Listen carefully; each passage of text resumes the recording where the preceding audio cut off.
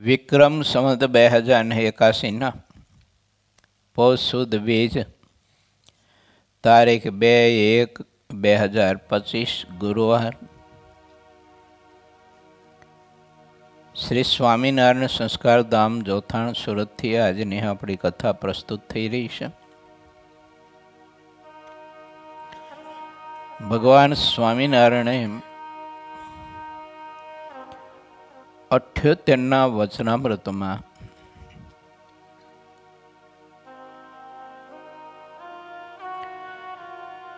નાના પ્રજ્ઞાનંદ સ્વામીના પ્રશ્નથી જાગ્રત, સ્વપ્ન અને સુષુપ્તિ ત્રણેય અવસ્થામાં ભગવાનની મૂર્તિ અખંડ દેખાય, એના સંદર્ભે બહુ સરસ મજાની મહારાજે અદ્ભુત વાત કરી છે કે જ્યારે આત્માને ભગવાનના સ્વરૂપની વિશે અતિશય ગાઢ પ્રીતિ થાય ને અતિ ભગવાનની લે લાગે અને પરમાત્માને પામી જવાની જ્યારે એને અતિશય ભૂખ લાગે કે જે ઘડીભર ભગવાન સિવાય રહી ન શકે, એના વિના પરમાત્મા પણ ઘડીભર રહી ન શકે, એને ભગવાનના સ્વરૂપને વિશે અખંડ ને અખંડ વૃત્તિ રહે. બહુ શ્રેષ્ઠ ઉપાય મહારાજે બતાવ્યો છે. આપણા મહાપુરુષોને ભગવાનના સ્વરૂપને વિશે એવી પ્રીતિ હતી તો ઠાકોરજી એ મહાપુરુષો વિના ઘડી પર પણ રહી નહોતા શકતા. પછી પરોદભાઈ હોય કે દાદા ખાચર હોય, બ્રહ્માનંદ સ્વામી હોય કે ગોપાળાનંદ સ્વામી કે મુક્તાનંદ સ્વામી હોય, ગુણાતીતાનંદ સ્વામી હોય કે નિષ્કુળાનંદ સ્વામી હોય કે પ્રેમાનંદ સ્વામી હોય, પણ આ બધા જ મહાપુરુષો ભગવાન શ્રી હરિના સ્વરૂપની વિશે એવી ગાઢ પ્રીતિ કરી અને પ્રભુની મૂર્તિનો અહોરાત્રિ આનંદ અને સુખ પ્રાપ્ત કરતા હતા. એવી પ્રીતિ ભગવત સ્વરૂપમાં જ્યારે આપણે સૌ કોઈને થઈ જાય ત્યારે ઠાકોરજી એક ક્ષણ માત્ર પોતાના ભક્ત વિના રહી ન શકે. આ મહારાજે નાના પ્રજ્ઞાનંદ સ્વામીના પ્રશ્નથી આપણે સૌ કોઈને સમજાયું છે.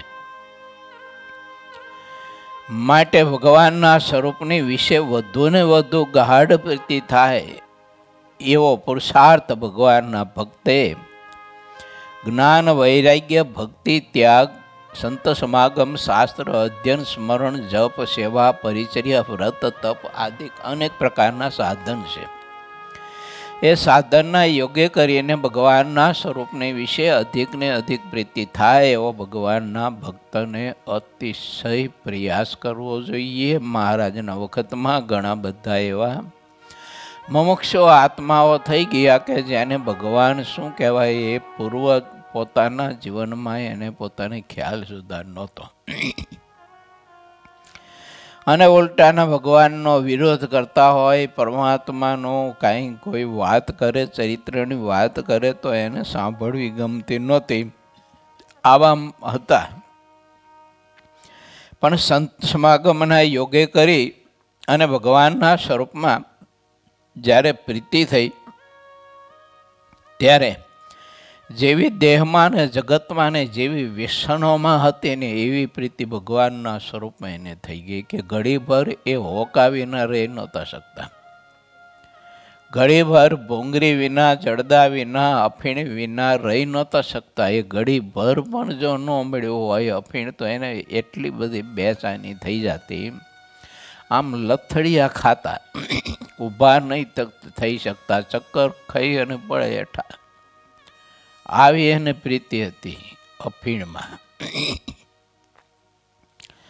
પણ જેવી અફીણમાં પ્રીતિ હતી ને એવી પ્રીતિ પછી ભગવાન પુરુષોત્તમ નારાયણને વિશે થઈ ગઈ તો મહારાજની મૂર્તિના યોગ વિના, પ્રભુના દર્શન વિના યા તો પરમાત્મા સંબંધી કોઈ પણ પ્રભુની વાત, ચરિત્ર સાંભળ્યા વિના એને દિવસમાં કોઈ દિવસ ચેન નહીં પડતું ને અતિશય કષ્ટ થતું ને જ્યારે ભગવાન સિવાય બીજો કોઈ સંકલ્પ થાય તો કપાળમાં બળબડ તો ડામ દે ને એટલું એને વસમું લાગતું હતું. ને ઘણા બધા ઇતિહાસો છે પણ ટૂંકમાં જો તમને ઇતિહાસ મમરાવી અને તમારી પાસે મૂકો ને તો જોબન બાપુએ મહારાજના ચરણની રજ લઈ અને પોટલી વારી રાખેલી અને જમવા બેસે ત્યારે એક ચપટી મહારાજના ચરણની રજ પોતાના ભોજનમાં મેળવીને એની દીકરી આપતી ને એક દિવસ ભોજનમાં જ્યારે તે રજ ન આવી ત્યારે બાપુએ પૂછ્યું કે બેટા દીકરી આજે મહારાજના ચરણની રજ કેમ ભોજનમાં ન આવી? તો કે બાપુ હવે રજ મહારાજના ચરણની થઈ રહી છે બેટા. તો આ જોબનનું જીવન પણ હવે પૂરું થઈ ગયું અને બાપુ ઢળી ગયા. આવી પ્રીતિ હતી,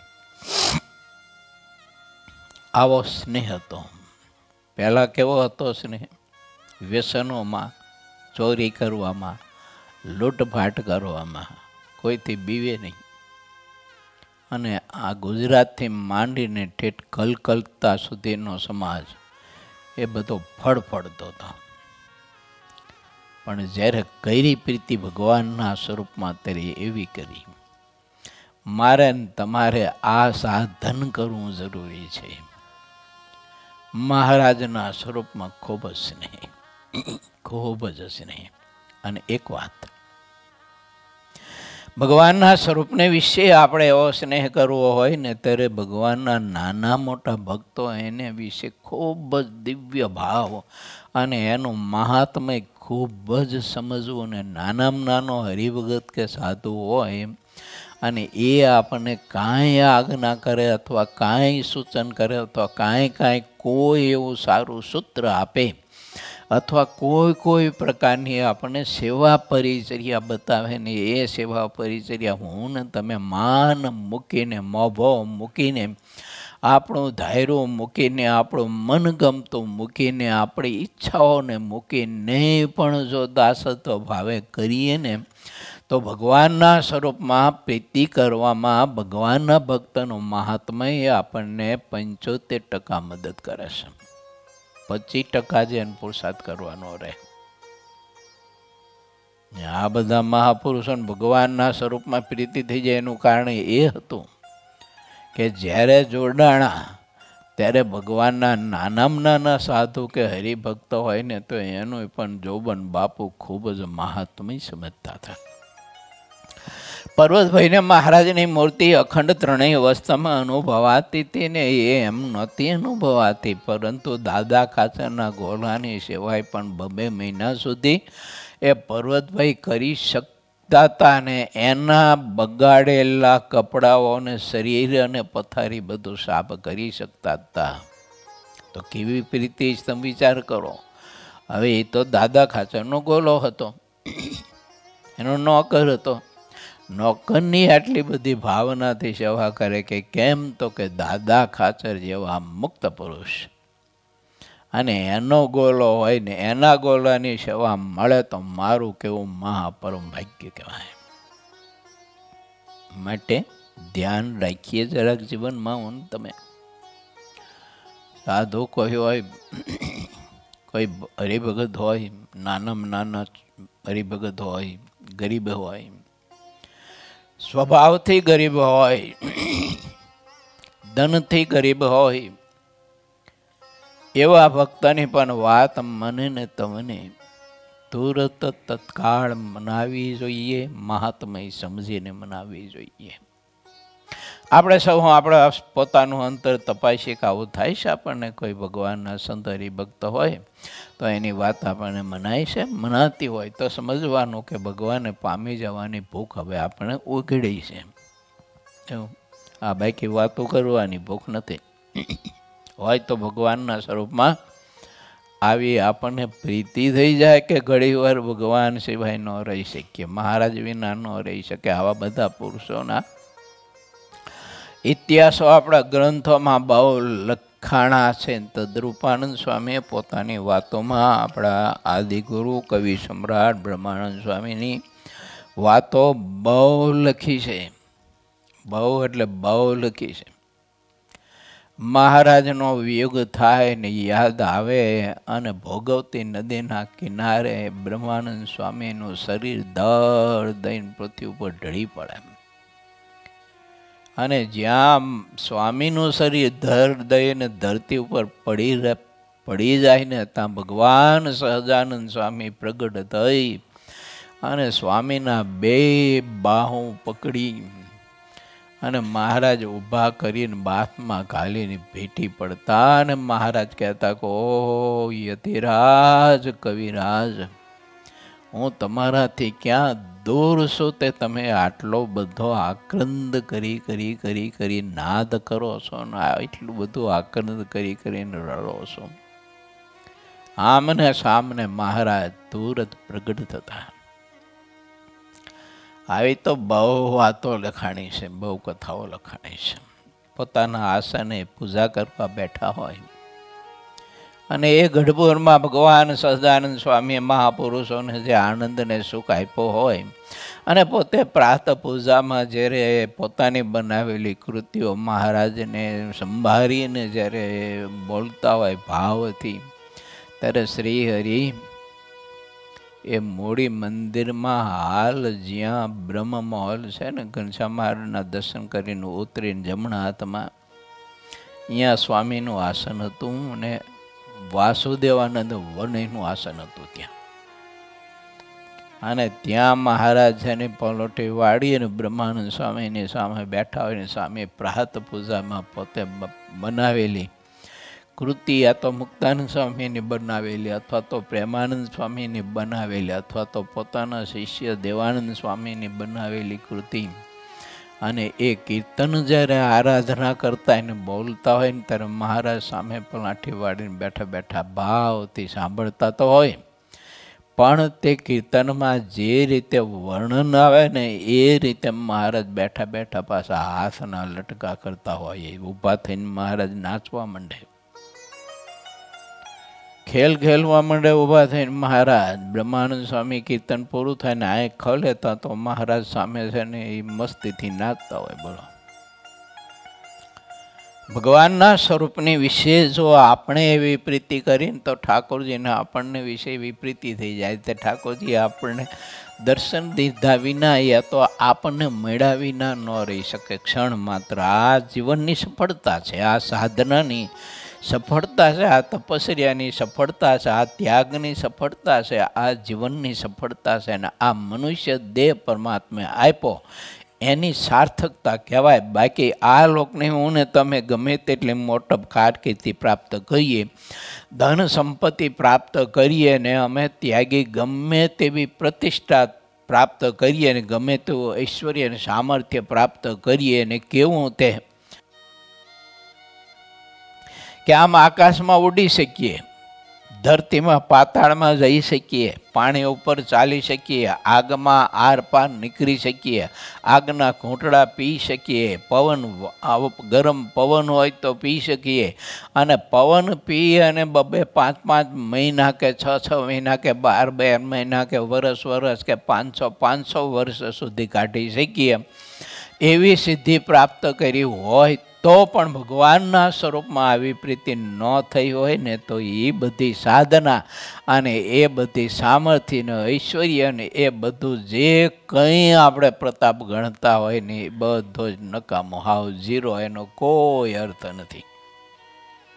એ સંપત્તિનો કોઈ અર્થ નથી, પૂજા પ્રતિષ્ઠાનો કોઈ અર્થ નથી, એ સામર્થ્યનો કોઈ અર્થ નથી. માટે નાના પ્રજ્ઞાનંદ સ્વામીનો પ્રશ્ન કેટલો અદ્ભુત છે. મહારાજ જાગ્રત, સ્વપ્ન ને સુષુપ્તિ ત્રણેય અવસ્થામાં ભગવાનની મૂર્તિ અખંડ કેવી રીતે અનુભવાય? જિજ્ઞાસા છે ને ત્યારે પ્રશ્ન પૂછાણો હોય છે ને, એમ નામ તો નહીં પૂછાણો હોય. મહારાજમાં અખંડવતી રહે એવી કોઈ જિજ્ઞાસા તો હશે ને મનમાં, દિલમાં કંઈક નક્કી તો થયું હશે ને કે મારે આ જન્મારે ભગવાનના સ્વરૂપમાં અખંડ વૃત્તિ રહે એવું કંઈક સાધન કરી અને સિદ્ધિ પ્રાપ્ત કરવી છે કે ત્રણેય અવસ્થામાં ભગવાનની મૂર્તિ મને અનુભવાય. આપણને દિશા બતાવે છે મહાપુરુષો. કે સત્સંગ સ્વીકાર્યા પછી, સત્સંગ મળ્યા પછી કંઈક આવી દિશા પકડો. એમના જ્યાં હોય ત્યાં ત્યાં પડ્યા ન રહો. આ બધા આપણે જ્યાં તે પડ્યા રહ્યા કહેવાય.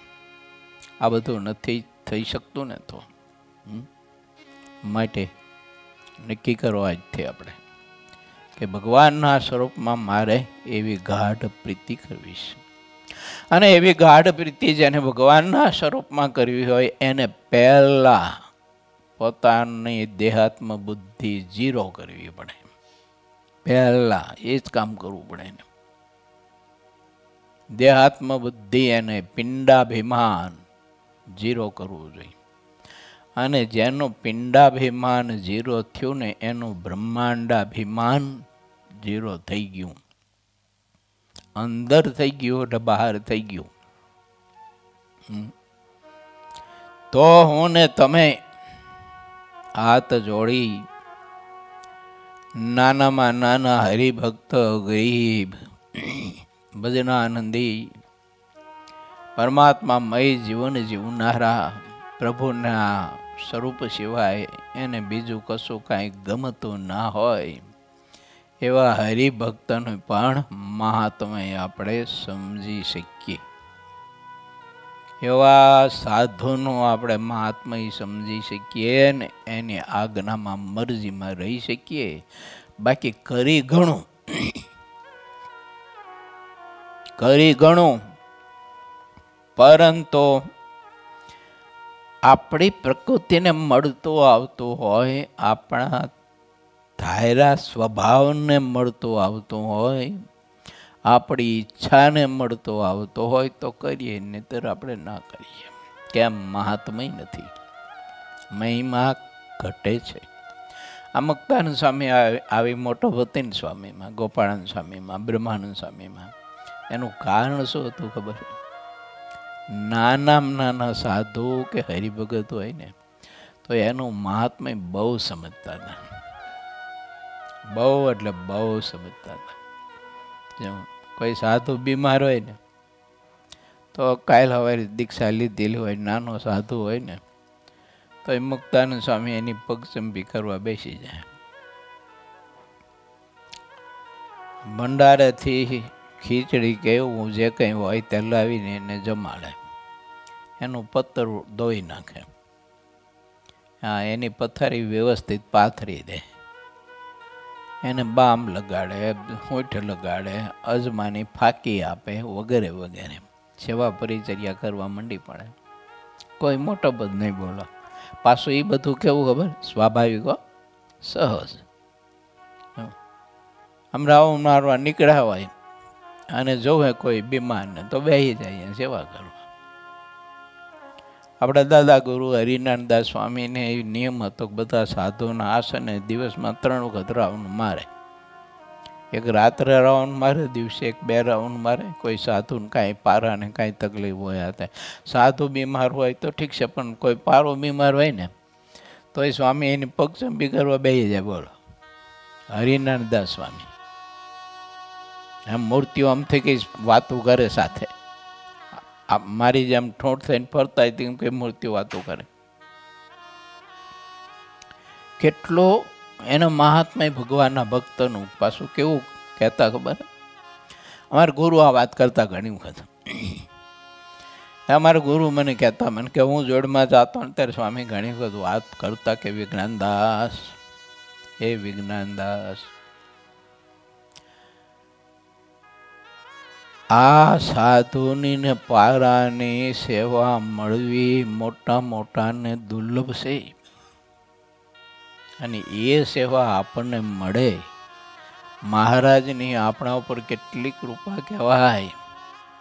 તે આવા પારાની ને આવા સાધુની કે આવા ભગતની આપણને સેવા મળી, એવું મહાત્મય સમજીને સેવા કરતા અમારા ગુરુ કહેતા. એમ સ્વામી ઘણી વખત એમને જોડમાં લઈ જતા, એમની દીક્ષાની પ્રારંભની આ બધી કથાઓ છે કહેતા. ઘણી વાતો કરતા. એવી તો મહિમા જે છે બહુ મોટી વાત છે. આપણે નથી સમજી શકતા એનું કારણ શું છે? આપણો દેહાભિમાન, આપણો કર્તૃત્વ ભાવ, આપણા જ્ઞાનનું માન અભિમાન, આપણને આપણું અભિમાન છે. આપણને ભગવાનના ભક્તનું અભિમાન હોવું જોઈએ. ભગવાનના ભક્તનું અભિમાન એટલે કેવી રીતે કે આવા મોટા ભગવાનના ભક્ત ને એનો મને જોગ મળ્યો છે, એની સેવા મને મળી છે, એની મને પરિચર્યા મળી છે અને એની આજ્ઞા કરીને હું આ સેવા કરી રહ્યો છું. કેવું મારું મહા મોટું પરમ ભાગ્ય. એક વાત બહુ સમજવી જરૂરી છે અને સમજવા જેવી પણ છે. કઈ? મોટાની આજ્ઞામાં હાવ રહી શકે, કદાચ મહાત્મય હોય તો રહી શકે, પણ નાનામાં નાના સાધુ હરિભગત હોય અને એની આજ્ઞામાં મહિમા સમજીને આપણે રહી શકીએ ને, એને ભગવાનના સ્વરૂપની સાચી નિષ્ઠા છે ને, એમ ગોપાળન સ્વામી લખ્યું છે. એમ ગોપાળન સ્વામી વાતોમાં લખ્યું છે, નિષ્ઠાના સ્વરૂપમાં સ્વામી લખ્યું છે કે નાનામાં નાના સાધુની કે ભક્તની કોઈ આજ્ઞામાં આપણને વર્તવાનું કહે તો એમાં રૂઢી રીતે વર્તે અને આડું અવડું ના કરે. સ્વામી કહે છે કે તેને ભગવાનના સ્વરૂપની સાચી નિષ્ઠા છે અને એને ભગવાનનો સંબંધ અખંડ રહે ત્રણેય અવસ્થામાં. મહારાજની મૂર્તિનો આનંદ હોય એને એટલો બધો અનેરો રહે, ત્રણેય અવસ્થામાં રહે. આવી અદ્ભુત વાત છે. નાના પ્રજ્ઞાનંદ સ્વામીનો પ્રશ્ન, પ્રથમનો 78મો.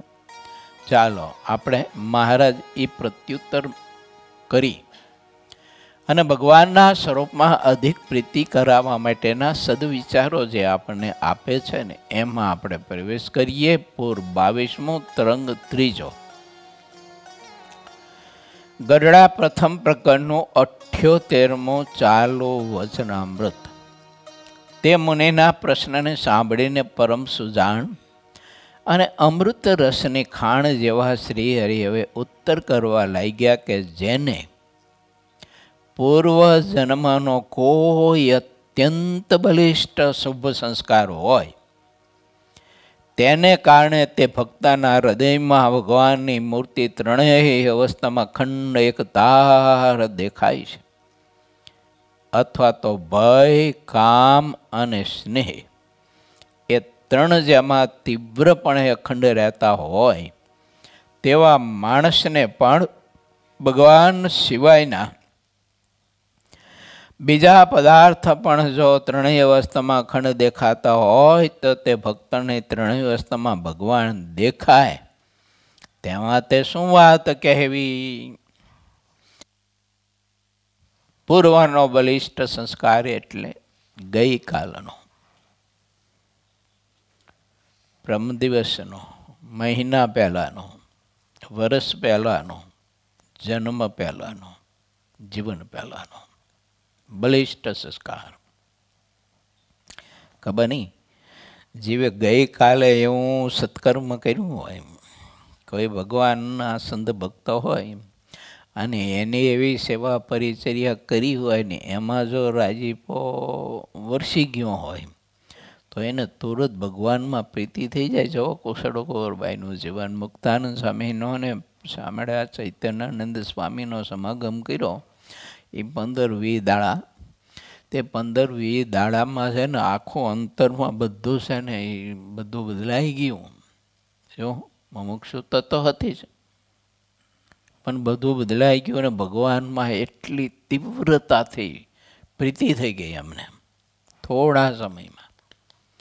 એવા ઘણા બધા ભક્તોના ઇતિહાસોના પ્રસંગો છે, એક બે નહીં હો, ઘણા. જો સુપેડી ગામનો ડાયો છોકરો હતો, 14 કે 15 વર્ષની ઉંમરનો, સંઘની સાથે યાત્રા કરવા માટે નીકળેલો અને ગઢપુર એ લોકો આવ્યા એટલે એને સંકલ્પ થયો એટલે દર્શન કરવા માટે આવ્યા ને એમાં મહારાજ લીમતરુ નીચે સંત હરિભક્તોની સભામાં પ્રભુ બેઠા હતા. તે પ્રસન્ન મુદ્રાએ એને દર્શન કર્યું અને એવું ચિત્ત ખેંચાયું અને એવું ચિત્ત ખેંચાયું તો એને ભગવાનમાં એવી પ્રીતિ થઈ ગઈ, તેને નક્કી થઈ ગયું કે બસ મારે અહીંયા યાત્રા પરિપૂર્ણ થઈ ગઈ, ન ગઈ ગંગા ગોદાવરી કાશી એવું થઈ ગયું ને બોલો.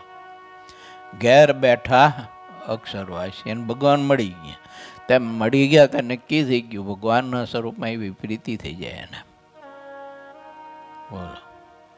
આટલી જ વાત, બીજી કાંઈ નહીં. હવે જ્યારે દર્શન કર્યું એ ઘડી એના માટે પૂર્વનું બલિષ્ઠ સંસ્કાર કેમ એનો કહું.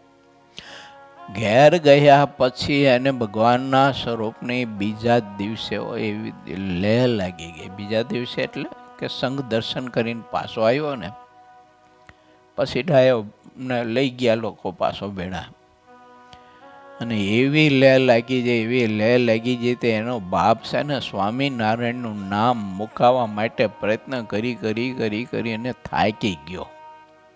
બધા જ ઉપાયો કર્યા, કેવા કર્યા, બધા જુલમી અને નિર્દય ઉપાય કર્યા પાછા, તો ના છોડાવી શકો. પૂર્વનો બલિષ્ઠ સંસ્કાર. પૂર્વનો એટલે જન્મ જન્માંતર પહેલાનો જો એવું નહીં માનતા હો, એ છે. અને આ પણ પૂર્વનો છે.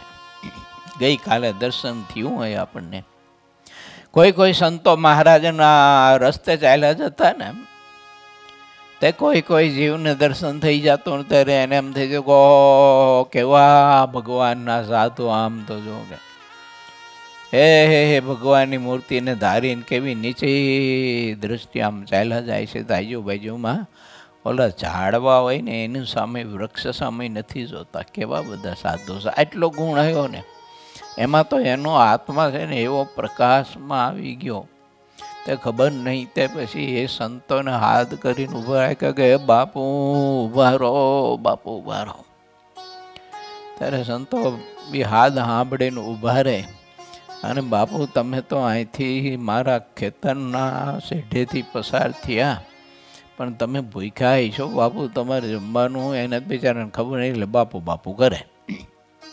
તેની પાસે ઓલું ભાત હોય ને તે વખતે તો મહારાજની આજ્ઞા હતી એટલે તૈયાર ભોજન સંતો જમતા. તો એની પાસે રોટલા શાક જે કંઈ ગોળ કે સાઈસ હોય તે આપી દેતી, જમી લે ને એટલી વાર સત્સંગ કરાવે ને એને એના માટે એ પૂર્વનું બલિષ્ઠ સંસ્કાર થઈ ગયો બોલો.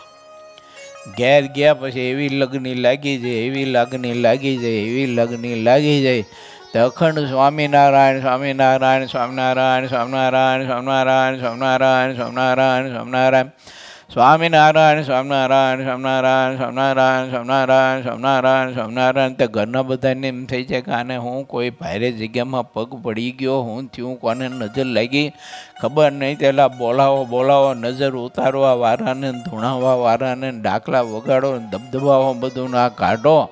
અને કંઈક કોઈની દૃષ્ટિ પડી ગઈ છે ને ભારે જગ્યામાં પગ પડી ગયો છે, આવો હું બોલ કરે છે. એના માટે પૂર્વનો બલિષ્ઠ સંસ્કાર થઈ ગયો. અને એ હાથે લઈને બીજા દિવસે જાય ને ખેતરે ત્યારે ભગવાન સ્વામિનારાયણ છે ને એ હાથીને આગળ ચાલ્યા જતા હોય. આમ પડખે જોવે તો મહારાજ પડખે ચાલ્યા જતા, આ બાજુ જોવે તો આ બાજુ મહારાજ ચાલ્યા જતા હોય. એવું એ ચારે બાજુ જોવે ને પછી આમાં આકાશમાં જોવે તો મહારાજની મૂર્તિ અધર આકાશમાં એને દેખાતી હોય છે. વડતાલનું ચોથું વચન છે. મૂર્તિ ધારવાના પ્રસંગમાં મહારાજે આ સંદર્ભ બધો દોહરાયો છે. મહારાજ કે મૂર્તિને અધર પધર ડોલાવે પતંગની છે એમને નજીક લાવે ને નાસિકાગ્ર સુધી લાવે ને આ બધી મહારાજે યોગ બતાવ્યો છે મૂર્તિ ધારવાનો બોલો. એનો પૂર્વનો બલિષ્ઠ સંસ્કાર થઈ ગયો આગલા દિવસનો. એના ગયા દિવસનો પૂર્વનો બલિષ્ઠ સંસ્કાર થઈ ગયો, એવી પ્રીતિ થઈ જાય એવું એ થઈ ગયું ભગવાનના સ્વરૂપમાં. અને મહારાજે મધ્ય પ્રકરણના 29ના વચનામૃતમાં પણ આ વાત બતાવી છે કે ગમે તેટલા ગાઉ ચાલીને થાકી ગયો હોય પણ ભગવાનની વાત થતી હોય તો કરવા સાંભળવામાં તત્પર થઈ જાય, જાણે એકે ગાઉ ચાલ્યો નથી ને એમ થાક બધો એને વિસરી જાય. રાજ્ય સમૃદ્ધિ કરીને અવરાઈ ગયો હોય એટલે માનસિક ટેન્શન હોય તો પણ બધું ભૂલી જાય ને શરીરમાં કાંઈક રોગ હોય ને રોગાદિક ઉપદ્રવે કરીને પીડાને પામ્યો હોય પણ ભગવાનની વાત જો થતી હોય ને તો કરવાનું સાંભળવામાં એવો તત્પર એટલે એટલો બધો એકાગ્ર થઈ જાય અને એને એવી આમ પ્રીતિ થઈ જાય. જેમ પ્રતાપસિંહ મહારાજાને સુવ્રત ઋષિનું દર્શન કરવાની સાથે એનું ચિત્ત એવું આકર્ષાઈ ગયું કે એને એમ થયું કે ઓહો એટલા બધા તીર્થો ફેર્યો અને ઘણા બધા ભગવાધારીના દર્શન તો કર્યા પણ આ સંત કંઈક જુદી માટીના હોય એવું અનુભવાય છે કે જુઓ તો ખરા. એના નેત્રમાં ને એના અંગે અંગમાં જ્યારે પરમાત્મા વાસ કરીને બેઠા હોય ને આવું અદ્ભુત દર્શન થાય છે.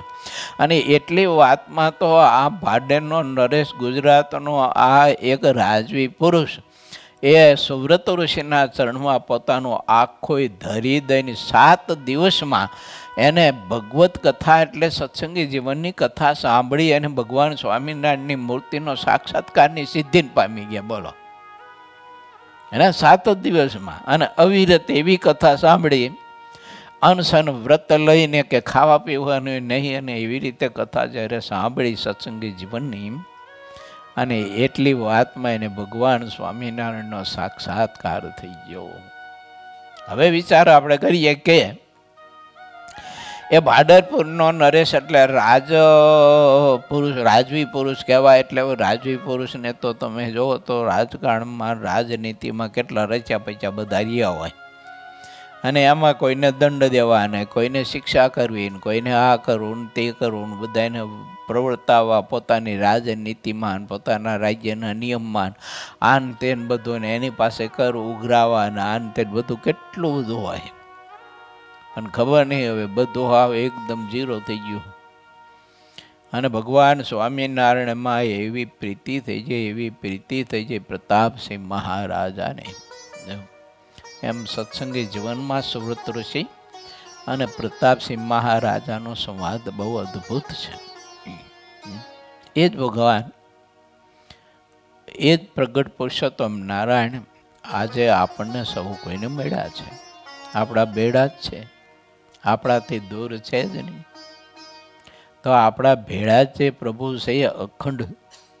મને એક વિદ્યાર્થીએ પ્રશ્ન પૂછ્યો 2-5 દિવસ પહેલાં આપણી કથા ચાલુ હતી ને પાટોત્સવની, ત્યારે હું પરિક્રમા કરતો હતો. મને પ્રશ્ન કર્યો, મને કે ગુરુજી પ્રગટ ભગવાન મળે અને પ્રગટ ભગવાન મેળવવા હોય અને પ્રગટ ભગવાન આપણી સામે આમને સામને વાતો કરે, હા એવું આપણે કંઈક કરવું હોય ને એવી સિદ્ધિ મેળવવી હોય તો શું કરવું પડે? એમ આવો મને પ્રશ્ન કર્યો હતો.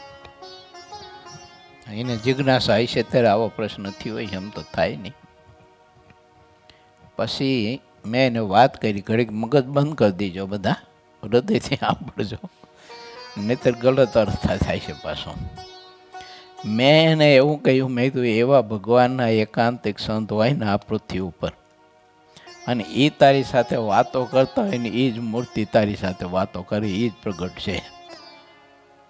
એ સાધુ ભગવાન છે એમ નહીં, પણ એમાં જ પ્રગટ પુરુષોત્તમ નારાયણ ડિયાસ. મેં કેવી રીતે? મેં જો 8 પ્રકારની પ્રતિમા હોય, આપણે પથ્થરની મૂર્તિ હોય ને એને કંડારી, પહેલાં તો પથ્થરનું મોટું બેલું હોય, અને પછી એને નિષ્ણાત કારીગર છે ને એ વધારાનો ભાગ કાઢી નાખે એટલે એમાંથી મૂર્તિ પ્રગટ થાય. આ મૂર્તિ પ્રગટ થાય તો પછી મૂર્તિની વિશે આપણને ભગવાનપણાનો ભાવ રહે કે પથ્થરનો રહે? મન કે ભગવાનપણાનો. તો બસ મેં એમ જ છે, આમાં કંઈ લાંબુ છે જ નહીં. મેં તો સારંગપુરનું 10મો વચરામૃત એમ કહે છે, અને પ્રથમનો 68મો વચરામૃત એમ કહે છે કે જેમ 8 પ્રકારની પ્રતિમા હું અખંડ વાસ કરીને રહું છું ને, એમ એવા સંતમાં મહારાજ કે હું અખંડ વાસ કરીને રહું છું. માટે જેવી પ્રતિમાની મર્યાદા રાખે એવી તે સંતની મર્યાદા એને રાખી જોઈએ, એમ મહારાજ લખ્યું. ન રાખે તો મહારાજ કે પાકો નાસ્તિક થાય છે. પછી મેં છોકરાને કહ્યું, મેં કીધું જો આ રીતે આપણા માટે ભગવાન પ્રગટ ને પ્રગટ જ છે. એવા સંત જ્યારે મળે ત્યારે એ જમતા હોય ત્યારે સમજવાનું કે મહારાજ જમે છે. એનું દર્શન થાય ત્યારે સમજવાનું કે મને સાક્ષાત ભગવાનનું દર્શન થયું. આ પુરુષોત્તમ નારાયણના શબ્દ મારા નથી. સારંગપુરનું 10મું વાંચજો, મારે એમાં ગયું છે. એવા સંતનું દર્શન થાય ત્યારે મને સાક્ષાત ભગવાનનું દર્શન થયું છે એમ પાછો ઓટકારો આવવો જોઈએ. બોલે ન પતે પાછો એવો ઓટકારો આવવો જોઈએ આપણને. હા, બોલી અને ઓટકાર આમ બે ફેર છે. બોલ મેં કીધું આપણા આમના સામને ભગવાન કહેવાય કે ન કહેવાય? મન કે એ વાત થાય છે કહેવાય કે તો બસ મેં કીધું ભગવાન તારી સાથે વાતો કરે છે. ઠાકોરજી કીધું કોઈ સાધુ કોઈ હરિભગત તારી સાથે વાત કરતા હોય તો ઠાકોરજી જ વાત કરે એમ માનવાનું, એમ સમજવાનું. કોઈ હરિભગત તને હાથ કર્યો હોય એવા હરિભક્તની વાત છે પાછો, અને એવા સંતની વાત છે. તો એને તને કીધું હાથ કરીને બોલાવ્યો તો સમજવાનું તને ભગવાન સ્વામિનારાયણે હાથ કરીને બોલાવ્યો છે. લા છોકરા નજીક આય. નામ નથી આવડતું મને, લગભગ જસાપાનનો છે, તાંગધ્રાન જસાપાનનો. અહીંયા ભણતો હતો, અત્યારે કંઈક કોલેજ કરે છે. મારી પ્રકૃતિ પ્રમાણે છે ને હું કોઈના નામ પૂછું નહીં. ધાર્મિક વાણંદ છે લગભગ. આ તો કોઈના નામ ન પૂછું. એમાં જવાનું જ નહીં, ભૂમિકામાં જ સત્સંગ કરાવવાનો, ભગવાનના ગુણ ગાવાના. એવું તે છોકરાને ખપ ખરો એમ. વાત એ છે મને ને તમને આ વાતનો ઘૂંટડો ગળે ઉતરવો જોઈએ. આજ નહીં ઉતરે તો કાલે ઉતારવો પડશે. જો અને કાલે નહીં ઉતારી તો પમદેશ છે ને કોઈક નાયરમાં ચડાવીને પાઈશે આપણને. પેલા ઓલા ગાયો ભેંસો બળદ છે ને કંઈક અનરભા હોય ને ત્યારે એને ઘી કે આવું બધું પાતા તે ઓલી વાંસ હોય ને, વાંસ એની નાર બનાવી આમ કાપીને પછી એમાં ઘી ભરે ને થોડુંક ઔષધ નાખે અને પછી ગાયો ભેંસો મોઢું આમ બે જણા પકડી ઊંચું કરી અને પછી નાર ચડાવી અને પછી ઘી પાતા ને ઘીમાં ઔષધ નાખતા. તો એમ પછી આપણને છે ને કોઈક નાયરે ચડાવીને પાય છે. પછી એના કરતાં અત્યારે શેરાની જેમ હરક દઈને ઉતારી દેવું શું ખોટું? એવું મોઢા મૂકવાનું લપ દઈને પેટમાં વયો જાય શેરો, અને શેરો જો પેટમાં ન જતો હોય ને એમાંય પરસો વરી જતો હોય તો પછી આશા નહીં રાખવાની. તો પછી કે ભગવાનની મૂર્તિની સિદ્ધિ પ્રાપ્ત કરવા માટે આપણે હજી પાત્ર નથી. પહેલાં તો પાત્રતા કેળવવી પડે. પાત્રતા કેળવવી હોય તો મેં એમ કહ્યું એમ કરવાનું, મંડી જ પડવાનું. ભગવાનના સંત હરિભક્તો કહે ને એમ આ સેવા કર્યા, આ સેવા કર્યા, આ હેત કર્યા, આ કર્યા, મંડી જ પડવાનું. જો એમાં કંઈ બુદ્ધિ જ નહીં વાપરવાની, દિમાગ નહીં. સત્સંગી જીવન કથા અંતર્ગત મેં બધા ભક્તોને કહ્યું હતું, મેં કીધું અહીં તમે સભા મંડપમાં આવો ને તે દિમાગ બહાર મૂકીને આવજો ને દિલ લઈને આવજો. કીધું કથા સાંભળવા બેસો ને કે દિલ લઈને બેસજો, દિમાગ લઈને ન બેસતા. જ્યાં દિમાગ બારું આવ્યું ને તો ડખો થાય છે. જો પરીક્ષિત મહારાજાનું દિમાગ થોડુંક આમ ઊંચું થયું ને તો એ ડખો થયો.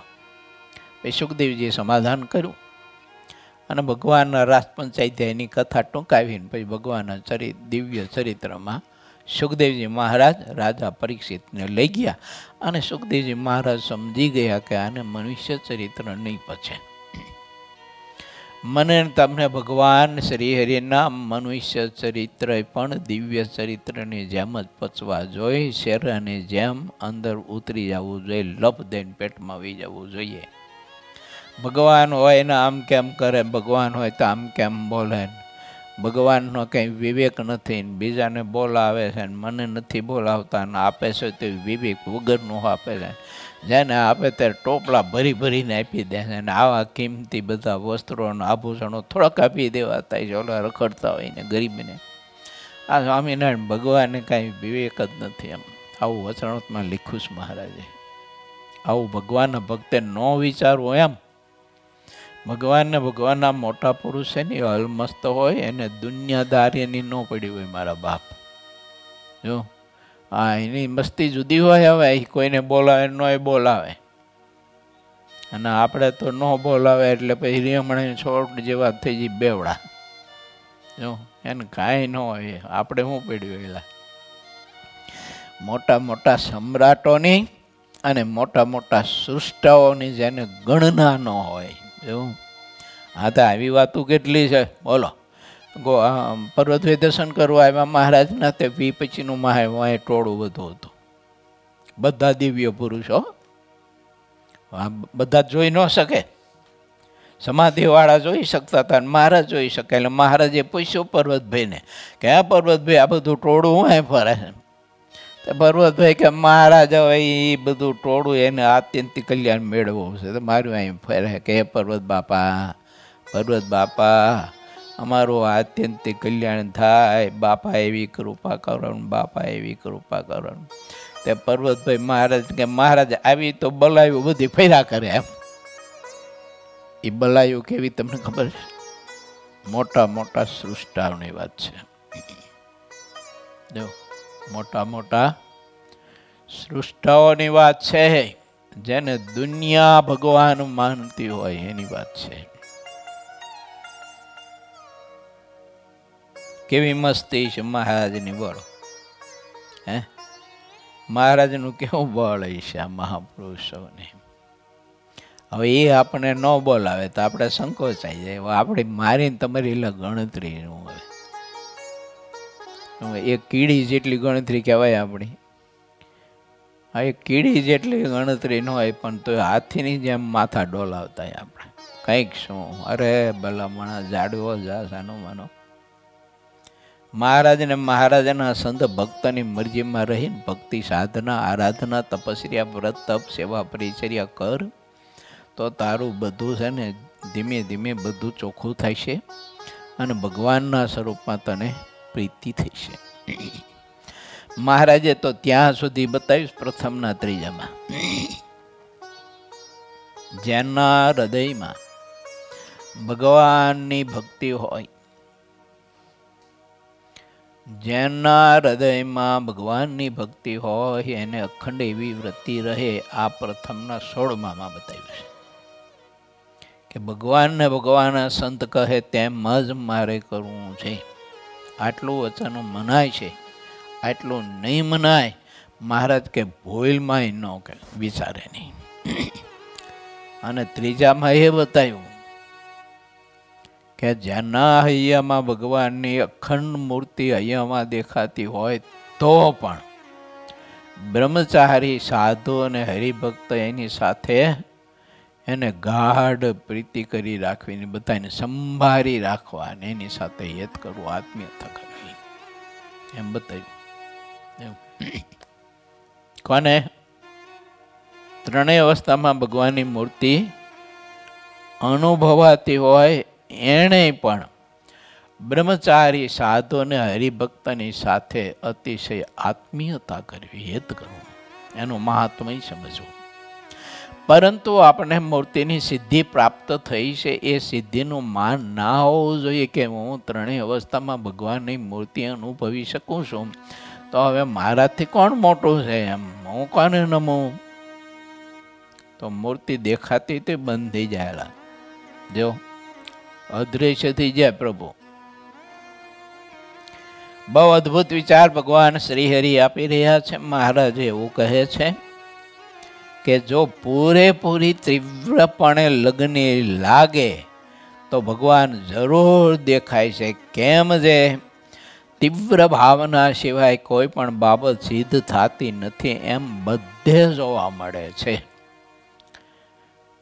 પછી નાના શિવાનંદ સ્વામીએ પ્રશ્ન પૂછ્યો કે જે ભક્તનો સત્સંગમાં જેવો અચળ પાયો હોય તે તેવો જ કઈ રીતે જણાય? એક તો આપણે હું આ પ્રશ્ન પૂછું છું, અને બીજો પ્રશ્ન હવે પૂછું છું કે માન, કામ, ક્રોધ, મદ, મચ્છર, ઈર્ષા ઇત્યાદિ વિવિધ પ્રકારના જે અંતઃશત્રુઓ છે તેનો કઈ રીતે નાશ થાય, તેનો જે ઉપાય હોય તે કહો.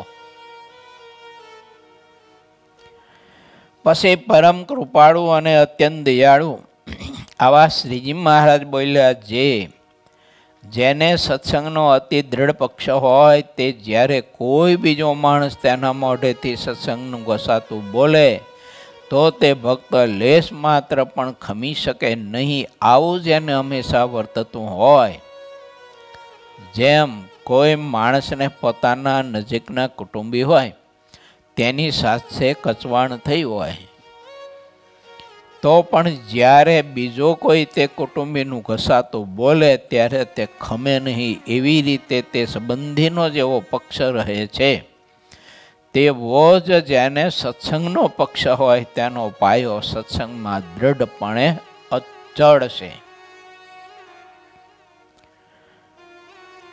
બહુ મજાની અદ્ભુત વાત છે ને. લો, આવો અચળ પક્ષ હોય ને, અચળ પક્ષ રહે કોણ ખબર? એવું મહાત્મય હોય તો રહે ને, મહિમા વગર શું રહે? ભગવાનના ભક્તનો મહિમા હોય ને તો એવો અચળ પક્ષ રહે. ઝીણાબાઈનો પ્રસંગ છે, તમે બધા જાણો જ છો, પણ આ વાતનો સંદર્ભ ચાલી રહ્યો હશે ને એ સંદર્ભે વાત કરું છું. બાકી તો કથા તો ઘણી વખત થયેલી જ હોય એની. કમળસિંહ વાંઝાને ઘેર પોતાને લાવ્યા સેવા કરવા માટે. બેનને ન ગમ્યું, અદીબાને. ઓલો હજમો માંગ્યો ને તે અદીબાએ ના પાડી કે ઘરમાં હજમો થઈ રહ્યો છે. પછી ઝીણાભાઈએ તપાસ કરવા માટે થઈ અને એવું થોડુંક રૂપક ઊભું કર્યું કે મને બહુ પેટમાં ચૂંક આવે, બહુ ચૂંક આવે, એ જલ્દી અજમો લાવી દો, કોક અજમો લાવી દો.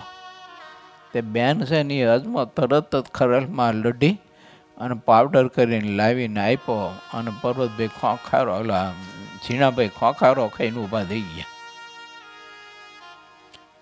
અને ઝીણાભાઈ કે મારા ભગત માટે અજમો જોતો તો ત્યારે ઘરમાં નહોતો અને મારા માટે અજમો ક્યાંથી આવ્યો? મારે પહેલાં ભગવાનના ભક્ત અને પછી સંબંધી પોતાના બેન સાથે અબોલા લઈ લીધા, બોલવાનું બંધ કર્યું. આ વાતની ખબર પડી મહારાજને. આના ઉપર ઘણો સમય વહી ગયેલો, બોલે નહીં. અદીબાને દુઃખ હતું બહુ. મહારાજ ત્યાં ગયા પંચાળા. પછી મહારાજને થાળ કરીને આતે જમાડ્યા, આતે કર્યું બધું. પછી મહારાજ બેઠા, થોડી બધી મીઠી મીઠી બધી વાતો કરી, એકાદા બીજાના ખબર અંતર પૈસા. પછી મહારાજે કહ્યું કે ઝીણાભાઈ એક વાત કરવી છે, મનાય છે? અરે મહારાજ, તમે વાત કરો ન મનાય, તમારા માટે તો આખું જીવન છે. વળી થોડીક વાતો કરીને ફરી વાર મહારાજે પૂછ્યું કે એમ ઝીણાભાઈ, અમારી વાત મનાય છે તમને? એમ 2-4 વખત પૂછ્યું એટલે ઝીણાભાઈ સમજી ગયા કે મહારાજ શું કહેવા માગે છે. ત્યારે ઝીણાભાઈએ કહ્યું કે મહારાજ આજ્ઞા જે કરો ને બધી શરૂ થાય હશે, પણ તમે જે કહેવા માગો છો ને એ ન કહેતા. કેમ? તો કે મારા ભક્તને અર્થે તમારો આશ્રિત અને એના અર્થે ઘરમાં અજમો હોવા છતાંય અજમો નથી એવો અવાજ આવતો હોય તો મારે એનું શું કામ હતું? એની સાથે સંબંધ રાખીને હું કરું છું? મારે તો મહારાજ તમે ભક્ત પહેલા. હવે ઇતિહાસ છે, જોવું કેવું મહાત્મ્ય છે. ત્યારે ઠાકોરજી એની નનામી પોતાના ખભા ઉપર ઉપાડે. એટલે આપણી નનામી તો આપણે ઉપાડવા વાળા ત્યાં ન હોય, એ કદાચ ગોદા મારતા તું ઉપાડ. માટે વિચારવું, ભગવાનના સ્વરૂપની વિશે ભગવાનના ભક્તે આવી ગાઢ પ્રીતિ કરવી, સ્નેહ કરવો. બહુ મજાનો આ ત્રીજો તરંગ છે ને, અદ્ભુત છે વાત. આપણે છે ને 12 ને 14મી ચોપાઈ સુધી કથા લીધી છે. 15મી ચોપાઈમાં આવતીકાલે કથામાં આપણે પ્રવેશ કરશું. ભગવાન શ્રી હરિએ ખરેખરો ભગવાનનો ભક્ત એકાંતિક બને, પરમાત્માનો અખંડ સંબંધ રહે, પ્રભુની મૂર્તિનો સંબંધ ઘડીભર પણ એને તૂટે નહીં. એવો અદ્ભુત વિચાર મહારાજે આપ્યો છે. ભગવાનના ભક્તનું મહાત્મ્ય સમજવું તે મન કર્મ વચને કરીને ભગવાનના ભક્તનું મહાત્મ્ય સમજી અને એને વિશે ગાઢ પ્રીતિ જેવી દેહને વિશે છે ને સંબંધીઓને વિશે એવી ભગવાનના ભક્તને વિશે ગાઢ પ્રીતિ કરવી. ભગવાનના સ્વરૂપમાં પ્રીતિ કરવા માટેનું આ સાધન બહુ જ અતિશય ઉપકરણ છે. બીજા સાધન આપણે ઘણા કરીએ પણ જે કરવાનું એની ઘણી વાર નથી કરી શકતા, એટલે બીજા સાધનથી આપણને બળ તો મળે જ પણ આવી ભગવાનના સ્વરૂપમાં પ્રીતિ ન થાય. એવું બળ તો મળે જીવને, પછી જન્મે 2 જન્મે 5 10 જન્મે ભગવાનના ભક્તોનો જ્યારે એવો મહિમા સમજે ત્યારે એને ભગવાનના સ્વરૂપની વિશે એવી પ્રીતિ થઈ જાય. બહુ ધીરતા હોય તો વાંધો નહીં, એમ 2 5 25 50 100 200 500 જન્મે અનેક જન્મે એમ અનેક જન્મ સંસિદ્ધો તતો યાતિમ પરામ ગતિ. એટલી ધીરતા હોય તો વાંધો નથી, બાકી આજ કરી લેવું જોઈએ. આવતીકાલની રાહ જોઈશું તો શક્ય નથી. હા, મંડી પડવું, જ્યાંથી સવાર પડ્યું ત્યાંથી જાગ્યા ત્યાંથી સવાર. અને એવું મહાત્મ્ય ભગવાનના ભક્તનું સમજીને જીવન કૃતાર્થ કરવું